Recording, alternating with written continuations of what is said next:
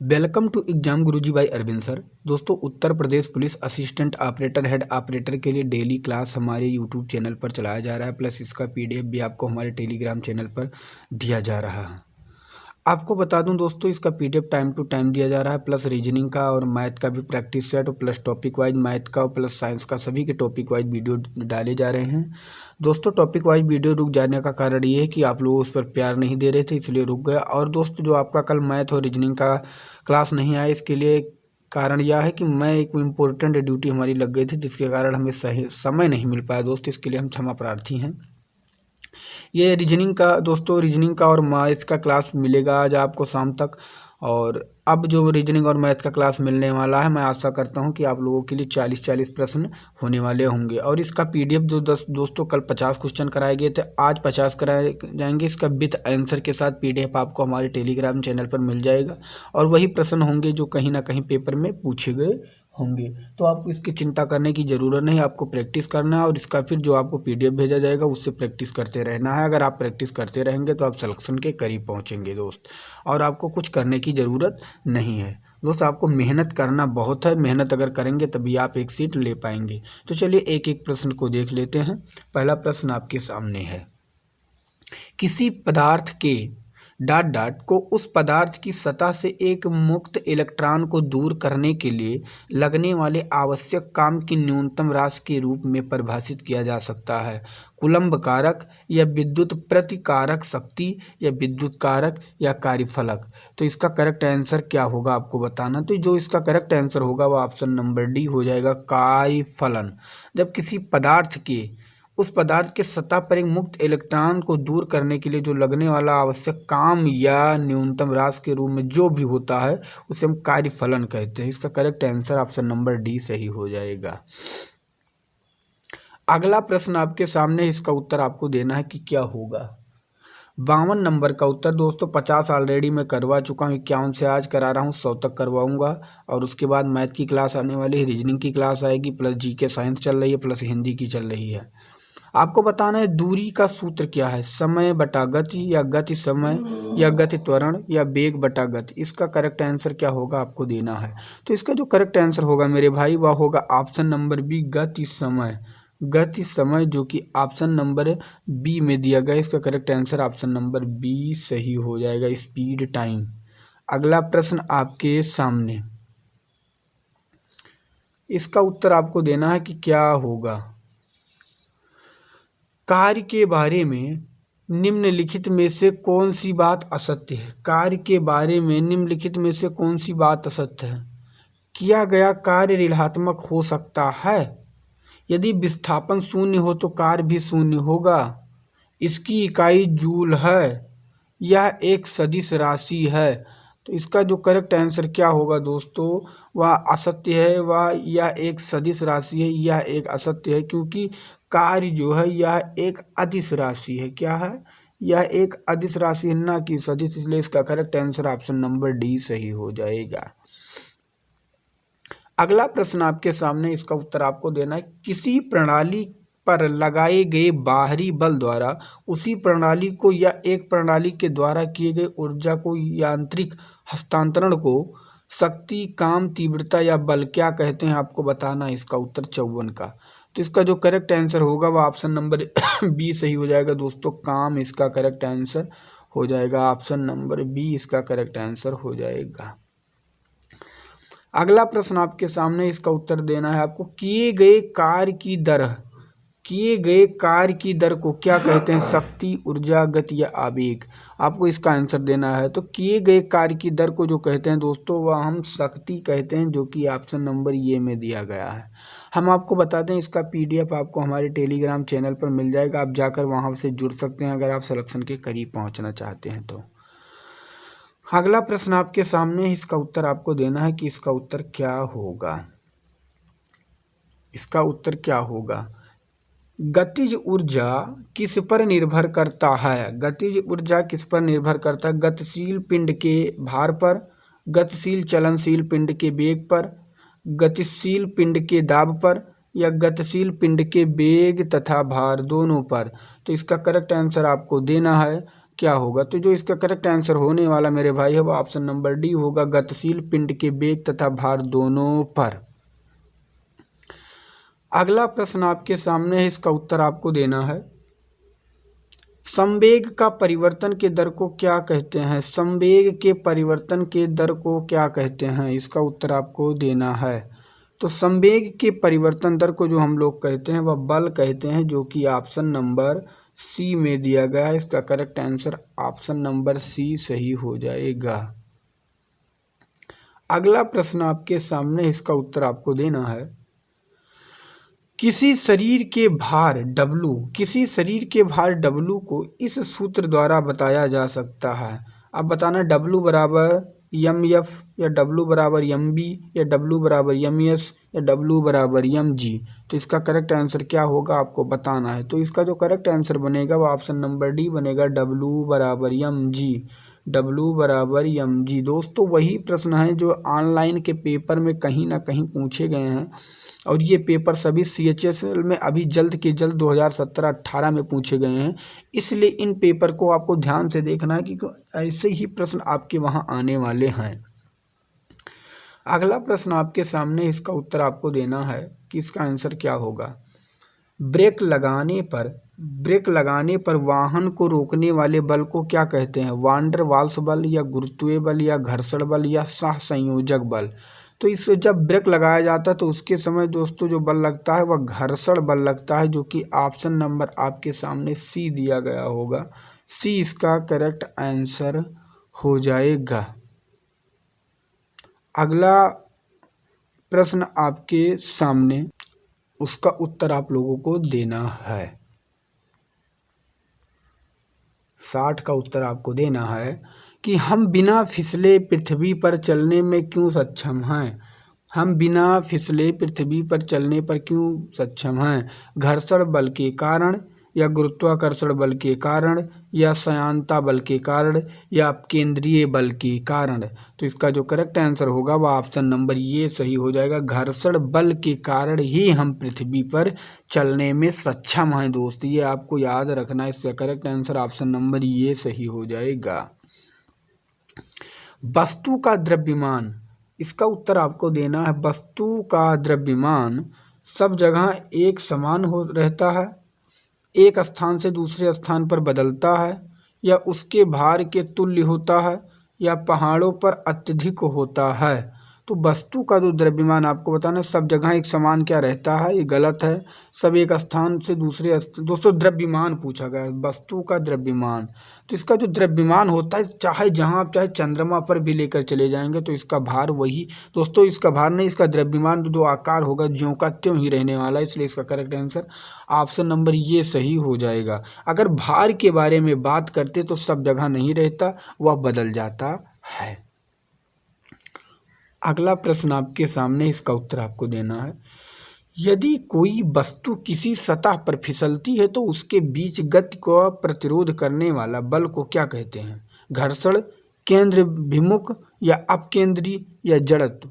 तो इसका जो करेक्ट आंसर हो, जब वह किसी भी सतह पर फिसल जाती है तो वह उसमें एक प्रतिरोध जो उत्पन्न करता है, रोकने की जो क्षमता उत्पन्न करता है, वह घर्षण बल द्वारा होता है, जो कि ऑप्शन नंबर ये सही है।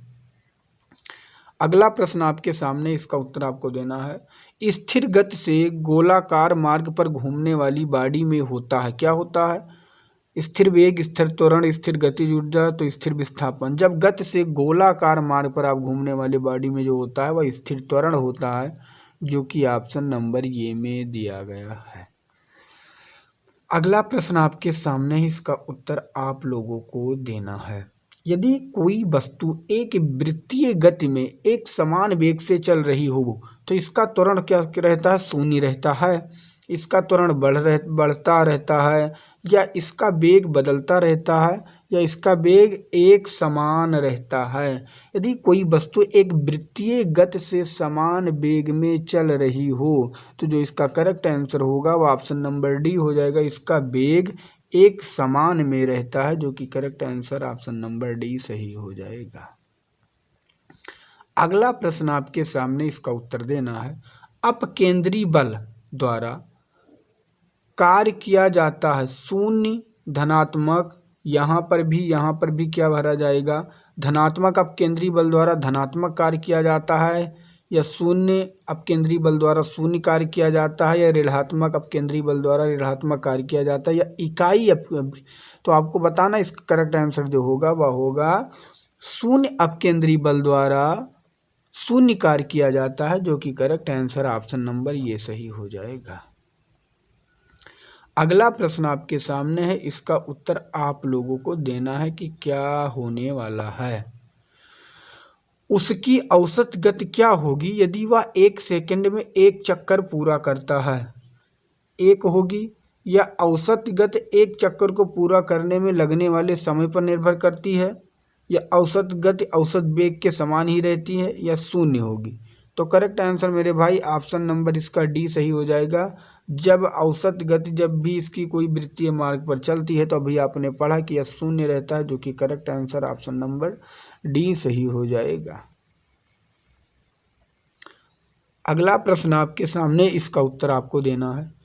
अब केंद्रीय त्वरण और स्पर्श रेखा त्वरण के बीच कौन सा कोण बनता है, कौन सा कोण बनता है? तो इसका जो करेक्ट आंसर होगा वह ऑप्शन नंबर बी सही हो जाएगा, 90 अंश का बनता है। अगला प्रश्न आपके सामने, इसका उत्तर देना है।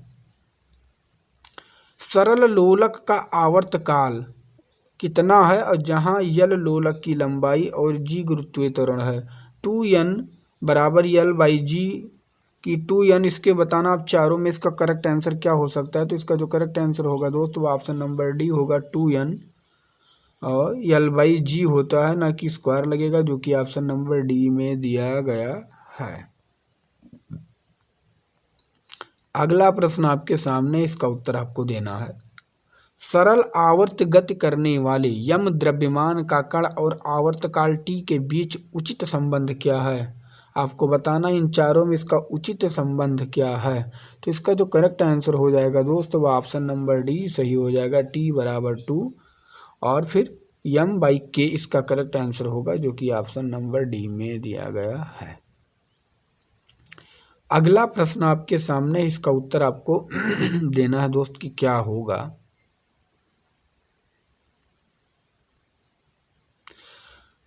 पृथ्वी के केंद्र से 2r की ऊंचाई पर स्थित व्यक्ति का वजन आधा हो जाएगा, जहां r पृथ्वी की त्रिज्या है, कि वही रहेगा, कि दुगना हो जाएगा, कि 1/4 हो जाता है। तो इसका जो करेक्ट आंसर होगा वह हो जाएगा दोस्तों 1/4 हो जाता है, जो कि ऑप्शन नंबर डी में दिया गया है।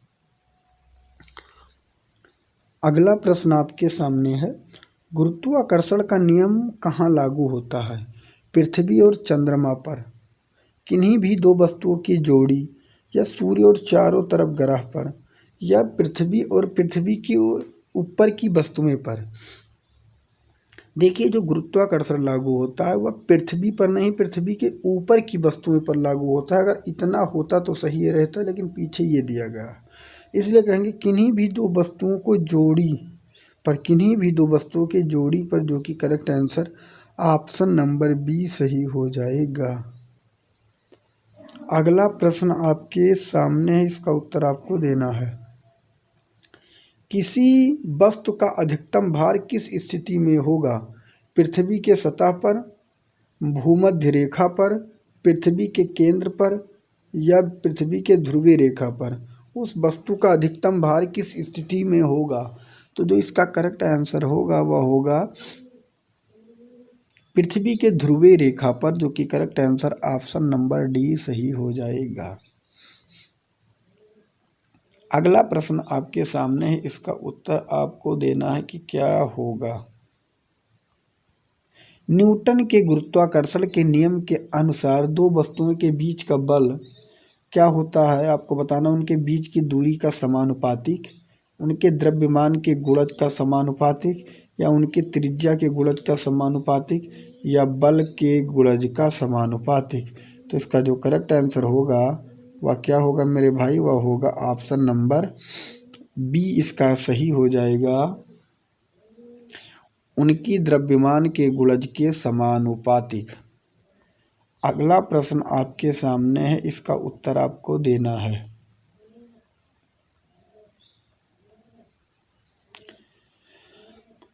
क्या होगा यदि किसी वस्तु की ऊंचाई से नीचे गिराया जाए तो हवा का प्रतिरोध और वहाँ पे हवा का प्रतिरोध ना हो?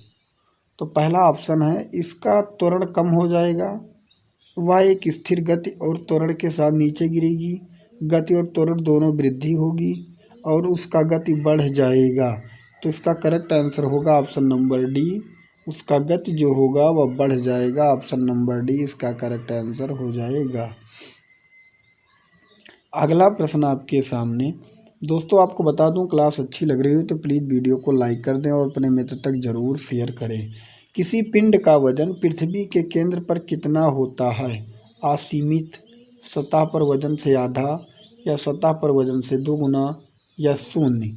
तो इसका जो करेक्ट आंसर होगा, पिंड की जो वजन होता है वह होता है दोस्तों शून्य होता है पृथ्वी के केंद्र पर, जो कि correct answer option number D में दिया गया है। अगला प्रश्न आपके सामने है, इसका उत्तर आपको देना है। यदि पृथ्वी की त्रिज्या कम हो जाती है और इसका द्रव्यमान स्थिर रहता है तो गुरुत्वाकर्षण के कारण त्वरण का मान अधिक होगा या कम होगा, या वही होगा, या शून्य होगा? तो इसका जो करेक्ट आंसर होगा मेरे भाई वह ऑप्शन नंबर ये सही हो जाएगा, अधिक हो जाएगा। अगला प्रश्न आपके सामने है, इसका उत्तर आपको देना है। सबसे पहले जी गुरुत्वाकर्षण स्थिरांक का मूल्य किसने निर्धारित किया? आर हेयल ने, या लॉर्ड कैवेंडिश ने, या बायल ने, और या पाइटिंग ने? तो इसका जो करेक्ट आंसर होगा वह ऑप्शन नंबर बी सही हो जाएगा, लॉर्ड कैवेंडिश ने किया, जो कि correct answer option number B सही हो जाएगा।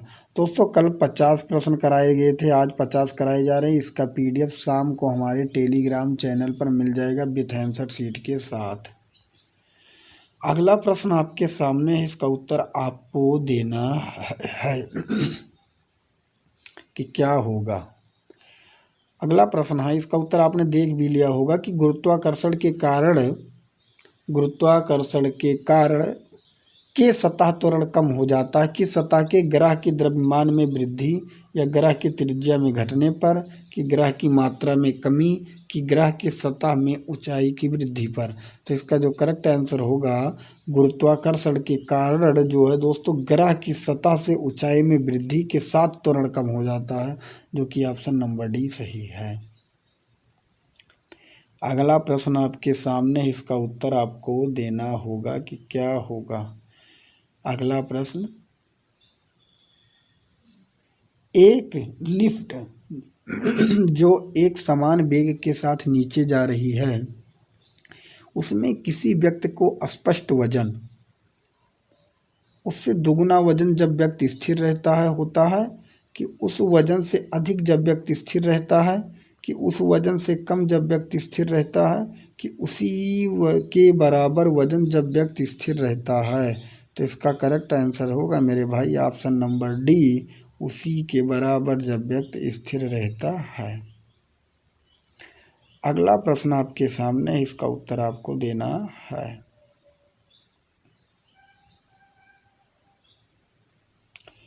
गुरुत्वाकर्षण के संदर्भ में जी को क्या कहते हैं? गुरुत्वीय आकर्षण, या गुरुत्वीय स्थिरांक, या गुरुत्वीय बल, या गुरुत्व कारण होने वाला त्वरण? तो इसका जो करेक्ट आंसर होगा वह ऑप्शन नंबर बी सही हो जाएगा, गुरुत्वीय स्थिरांक कहते हैं। अगला प्रश्न आपके सामने है, इसका उत्तर देना है। पृथ्वी के केंद्र में गुरुत्वाकर्षण के कारण त्वरण का मूल्य क्या होता है? पृथ्वी के केंद्र में गुरुत्वाकर्षण के कारण केंद्र का दोस्तों त्वरण का मूल्य क्या होता है? 0, -1, या 1, या अनंत? तो इसका करेक्ट आंसर होगा ऑप्शन नंबर ये 0 होता है, केंद्र पर बार बार बता दिया गया है। इसका करेक्ट आंसर ऑप्शन नंबर ये सही हो जाएगा। अगला प्रश्न आपके सामने है, इसका उत्तर आपको देना है कि इसका उत्तर क्या होने वाला है। पृथ्वी की सतह से 2r की दूरी पर गुरुत्वाकर्षण जी के कारण त्वरण का मान कितना होगा जहां r पृथ्वी की त्रिज्या है? तो जी का चौथाई, की जी का गुरुत्वाकर्षण का तीसरा, की 9वां की दूसरा, तो इसका करेक्ट आंसर होगा ऑप्शन नंबर दोस्तों सी सही हो जाएगा, गुरुत्वाकर्षण का 1/9, जो कि करेक्ट आंसर होगा ऑप्शन नंबर सी सही हो जाएगा। अगला प्रश्न आपके सामने है, इसका उत्तर आपको देना है। चरम वेग स्थिर होता है या सबसे वो पहले बढ़ता है फिर घटता है, या बढ़ने से पहले घटता है, या हमेशा बढ़ता रहता है? तो जो चरम वेग होता है, चरम वेग नाम ही है दोस्तों उसका, इसका करेक्ट आंसर ऑप्शन नंबर ये सही हो जाएगा, स्थिर होता है। अगला प्रश्न आपके सामने है, इसका उत्तर आपको देना होगा कि इसका उत्तर क्या होने वाला है।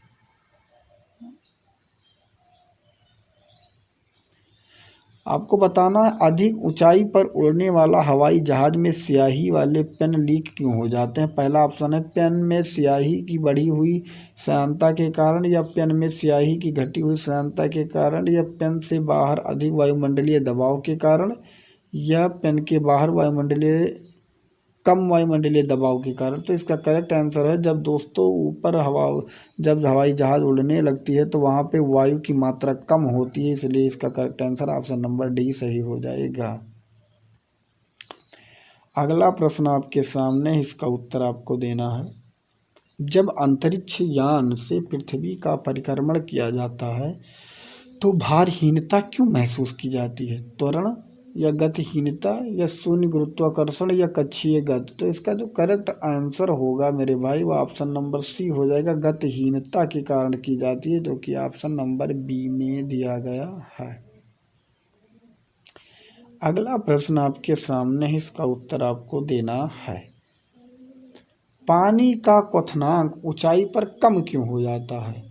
कम वायुमंडलीय दबाव के कारण, उच्च तापमान के कारण, कम तापमान के कारण, या उच्च वायुमंडलीय दबाव के कारण? इसका करेक्ट आंसर जो होगा वह ऑप्शन नंबर ये सही हो जाएगा, पानी का क्वथनांक ऊंचाई पर कम क्यों हो जाता है? तो कम वायुमंडलीय दबाव के कारण। अगला प्रश्न आपके सामने है, इसका उत्तर आपको देना है कि क्या होगा।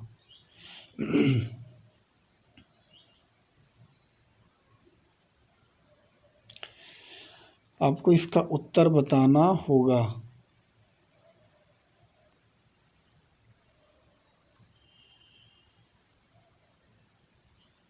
मीठे पानी की एक स्वस्थ मछली को खारे पानी में रखा जाए तो उसका संभावित परिणाम क्या होगा? मछली फूलकर मर जाएगी, मछली निर्जलीकृत होकर मर जाएगी, मछली काउकीय जीवाणु रोग से मर जाएगी, या ऐसा कोई विशिष्ट प्रभाव नहीं दिखाई देता है बशर्ते मछली को पर्याप्त भोजन मिले? तो इसका जो करेक्ट आंसर होगा वो ऑप्शन नंबर बी होगा, मछली निर्जलीकृत होकर मर जाएगी। अगला प्रश्न आपके सामने, इसका उत्तर आपको देना है कि क्या होगा।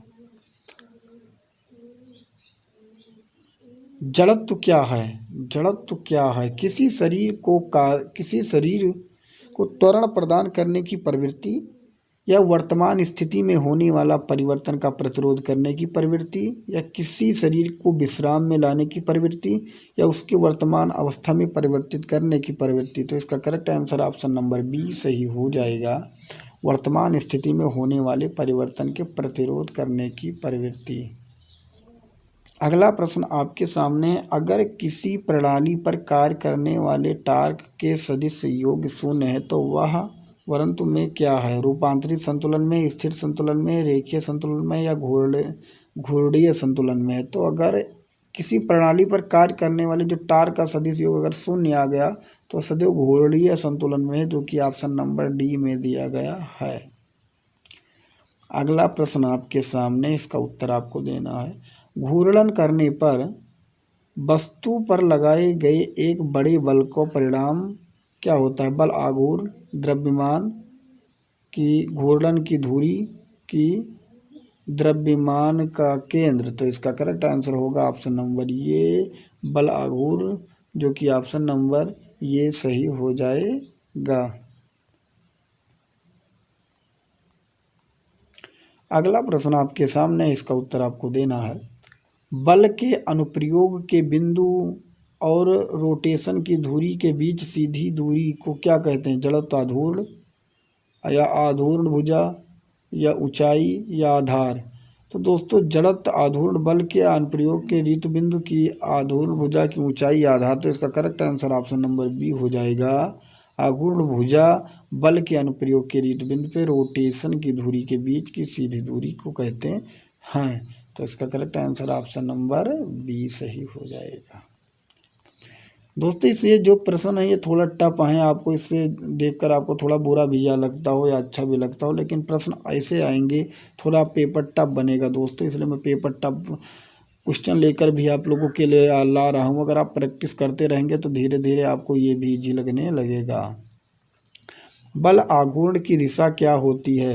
तो प्रयुक्त बल की दिशा के समान या प्रयुक्त बल की दिशा की लंबवत की प्रयुक्त बल की दिशा के विपरीत या त्रिज्या का रूपांतर। तो इसका जो करेक्ट आंसर होगा ऑप्शन नंबर बी सही हो जाएगा। ऑप्शन नंबर बी प्रयुक्त बल के दिशा के लंबवत होती है बल आघूर्ण की दिशा, जो कि ऑप्शन नंबर बी में दिया गया है। अगला प्रश्न आपके सामने है। यदि कोई वस्तु विशुद्ध रूप से घूमने वाली गति में चलती है तो उसका प्रत्येक घटक कण एक वृत्त में चलता है जिसका केंद्र एक रेखा पर स्थित होता है, जिसे घूर्णन की रेखा या घूर्णन की धुरी या घूमने वाली छड़ या निर्धारित रेखा कहते हैं। तो बताना, इसका correct answer option number B सही हो जाएगा, घूर्णन की धुरी। अगला प्रश्न आपके सामने, इसका उत्तर आपको देना है। बल आघूर्ण की एसआई इकाई क्या है? Newton metre, newton by metre की न्यूटन बाई सेकंड की न्यूटन बाई वर्ग मीटर। तो इसका करेक्ट आंसर होगा ऑप्शन नंबर ये, न्यूटन मीटर, जो कि ऑप्शन नंबर ये में दिया गया है। अगला प्रश्न आपके सामने है, इसका उत्तर आपको बताना है। एक घूर्णन वस्तु पर रेखीय गति हर बिंदु पर एक समान होता है, रेखीय वेग की, रेखीय टार्क की, कोणीय वेग। तो इसका करेक्ट आंसर ऑप्शन नंबर दोस्तों डी हो जाएगा, कोणीय वेग समान होता है। अगला प्रश्न आपके सामने, इसका उत्तर आपको देना है।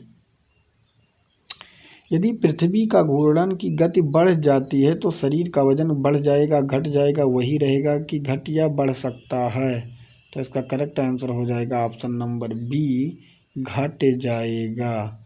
ऑप्शन नंबर बी इसका करेक्ट आंसर हो जाएगा कि घट जाएगा। अगला प्रश्न आपके सामने है।